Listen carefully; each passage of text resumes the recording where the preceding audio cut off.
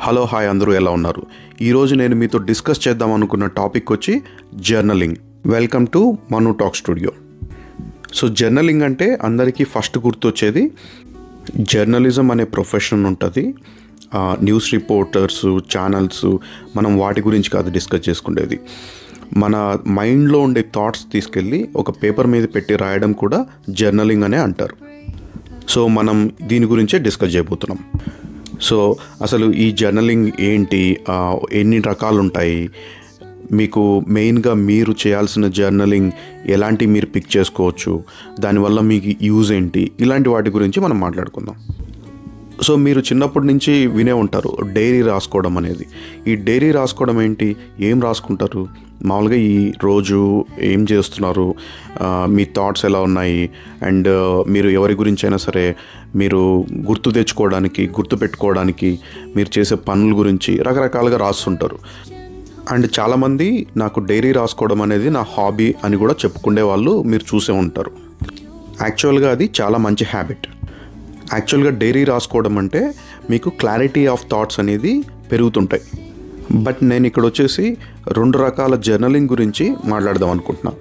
ఒకటి వచ్చేసి మీరు ఎమోషనల్గా ఉన్నప్పుడు, కన్ఫ్యూజ్డ్ ఆర్ స్ట్రెస్గా ఉన్నప్పుడు ఇలాంటి సందర్భాల్లో రాసుకునే జర్నలింగ్ అదొకటైతే, ఇంకోటి మీకు ఏదైనా పాజిటివ్గా ఉన్నప్పుడు, కొత్త కొత్త ఐడియాస్ వచ్చినప్పుడు, మీ ఫ్యూచర్ గురించి, గోల్స్ గురించి మీరు ఆలోచించేటప్పుడు వాటిని పేపర్లో పెట్టి రాసేదాన్ని ఇంకొక కైండ్ ఆఫ్ జర్నలింగ్. ఈ రెండు రకాల జర్నలింగ్ గురించి ఈరోజు డిస్కస్ చేద్దాం అనుకుంటున్నాను. సో ఫస్ట్ వన్, సో మీరు ఎమోషనల్గా ఉన్నప్పుడు, స్ట్రెస్ఫుల్ సిచ్యువేషన్లో ఉన్నప్పుడు ఎలా ఉంటుందంటే మైండ్ మీకు ఏం గుర్తురావు ఆ టైంలో, మీరు ఏదో ఒక లూప్లో ఉండిపోతారు. దాన్నే ఫీడ్బ్యాక్ లూప్ ఫ్రమ్ హెల్ అంటారు. సో అంత టెక్నికల్గా మనం డిస్కస్ చేసుకోవాల్సిన అవసరం లేదు. బట్ నేను బ్రీఫ్గా ఏం చెప్పాలనుకుంటున్నా అంటే, ఇప్పుడు మీకు ఆ టైంలో ఎలా అనిపిస్తుంది అంటే ప్రపంచంలో ఉన్న ప్రాబ్లమ్స్ అన్నీ మీకే ఉన్నాయనిపిస్తుంది. కానీ ఈ టైంలో మీరు జర్నలింగ్ చేస్తే ఎలా ఉంటుందంటే, మీ థాట్స్ అన్నీ పేపర్లో పెట్టినప్పుడు so 50% of the problems paper మీద పెట్టగానే వ్యానిష్ అయిపోతాయి, మాయమైపోతాయి. సో ఇంకొక 50% ఆఫ్ ది ప్రాబ్లమ్స్లో మీకు ఒక క్లారిటీ అనేది వస్తుంది. సో దాంట్లో మీరు ఇంకా చూస్ చేసుకోవచ్చు, దాన్ని ఇంకా డీటెయిల్గా ఎవ్రీ ప్రాబ్లమ్ని మీరు ఫేస్ బై ఫేస్ ఎలా దీన్ని సాల్వ్ చేసుకోవచ్చు, దీన్ని వాటిని కేటగరైజ్ చేసుకొని రకరకాలుగా డివైడ్ చేసుకొని ఒక అనాలిసిస్ చేసినట్టయితే మీకు క్లారిటీ ఆఫ్ థాట్ అనేది వస్తుంది. అప్పుడు మిగిలిన 50% ఆఫ్ ది ప్రాబ్లమ్స్ కూడా మీకు చాలా చిన్నవిగా కనిపిస్తాయి. సో వీటి మీద ఇంతకుముందు మీకు ఉన్నంత భయం కానీ వర్రీ కానీ ఇప్పుడు అంత ఉండదు. సో ఈ టైప్ ఆఫ్ జర్నలింగ్ ఏంటంటే మీరు ఒక నెగిటివ్ స్టేట్ ఆఫ్ మైండ్ నుంచి బయటికి రావడానికి అండ్ తొందరగా బయటికి రావడానికి మీకు చాలా హెల్ప్ అవుతుంది. ఇప్పుడు ఇంకొక టైప్ ఆఫ్ జర్నలింగ్ గురించి మాట్లాడుకుందాం. ఎప్పుడైనా మీ మైండ్ ఫ్రెష్గా ఉన్నప్పుడు, పాజిటివ్గా ఉన్నప్పుడు మీకు కొత్త ఐడియాస్ వస్తుంటాయి.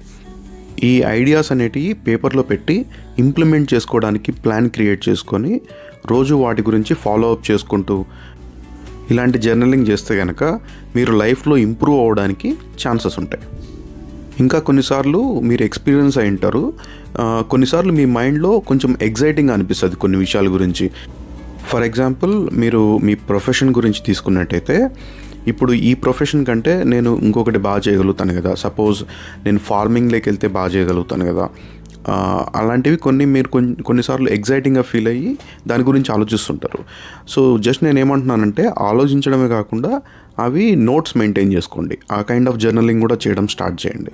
సో దట్ ఏంటంటే మీరు ఆ ఫీలింగ్ ఏదైతే ఉందో దాన్ని మిస్ అవ్వకుండా మీరు డీటెయిల్గా రాసుకుంటే మీరు ఫ్యూచర్లో ఎప్పుడైనా సరే మళ్ళీ దాన్ని రెఫర్ చేసుకోవడానికి, మళ్ళీ ఆ ప్రొఫెషన్ని ఇంప్లిమెంట్ చేసుకోవడానికి ఎప్పుడైనా సరే మీకు ఛాన్సెస్ దొరుకుతాయి.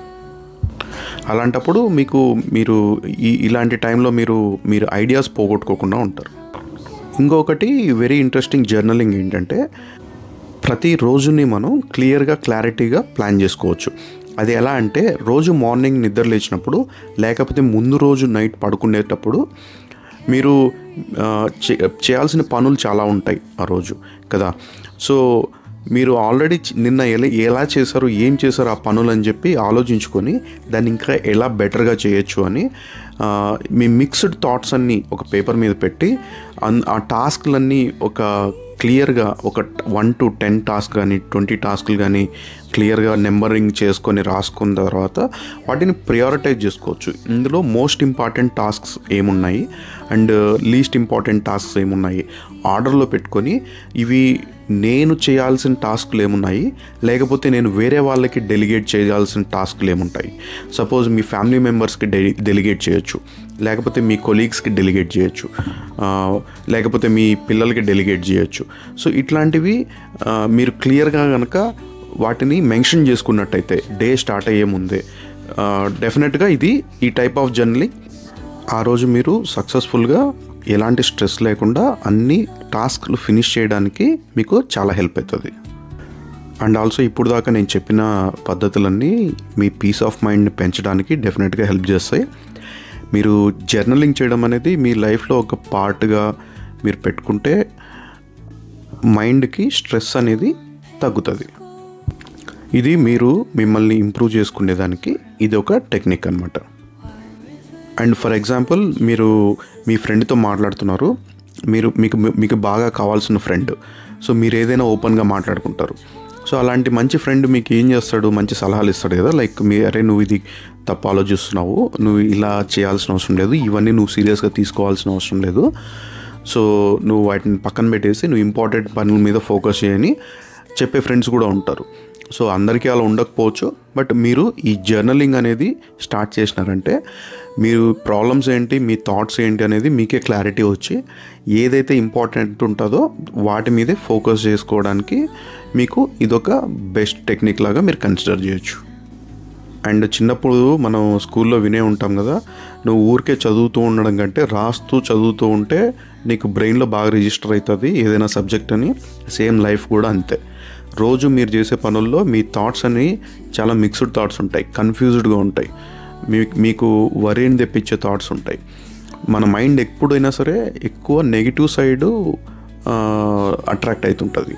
సో పాజిటివ్ సైడ్కి రావాలంటే మీరు ఒక ఫ్రెండ్ లాగా, మీ బ్రెయిన్ మీ ఫ్రెండ్ లాగా మీరు కన్సిడర్ చేసి, నువ్వు ఇలాంటి విషయాలు అంత సీరియస్గా తీసుకోవాల్సిన అవసరం లేదు, ఓన్లీ ఇంపార్టెంట్ విషయాల మీదే ఫోకస్ చేయని చెప్పి ఒక ఫ్రెండ్ లాగా మీరు మీ బ్రెయిన్కి చెప్పుకొని నెగిటివ్ సైడ్ అట్రాక్ట్ అవ్వకుండా పాజిటివ్ సైడ్కి ట్రావెల్ అయ్యేలాగా చూసుకోవచ్చు. సో జర్నలింగ్ ఎలా చేయాలనేది మాకు తెలియదని ఎవరు అనుకోవద్దు. ఎవరికి స్టార్టింగ్లో రాదు. నాకు వర్క్ అయిందంటే ఎవరికైనా వర్క్ అవుతుంది. సో ఇనిషియల్గా ఏం రాయాలి ఏంటనేది ఎక్కువగా ఆలోచించకుండా మీ మైండ్లో ఉండేది ఏదైనా సరే గజిబిజిగా అయినా సరే రాసుకుంటూ వెళ్ళిపోండి.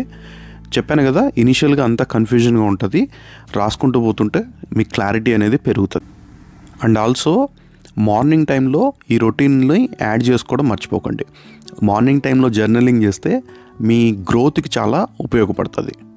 ఎందుకంటే ఆ టైంలో మీకు మైండ్ ఫ్రెష్గా ఉంటుంది అండ్ ఆల్సో ఎవరు మిమ్మల్ని డిస్టర్బ్ చేయరు. మీరు ఫోకస్డ్గా ఉన్నప్పుడు రాస్తే మీ మైండ్ పాజిటివ్గా ఉంటుంది అండ్ మీ గోల్స్ వైపు కానీ లేకపోతే మీ కెరీర్లో ఇంప్రూవ్ అవ్వడానికి కానీ తప్పకుండా ఈ టైం చాలా హెల్ప్ అవుతుంది, especially in the morning time. Okay, మరి ఇంతే నేను చెప్దాం అనుకునింది.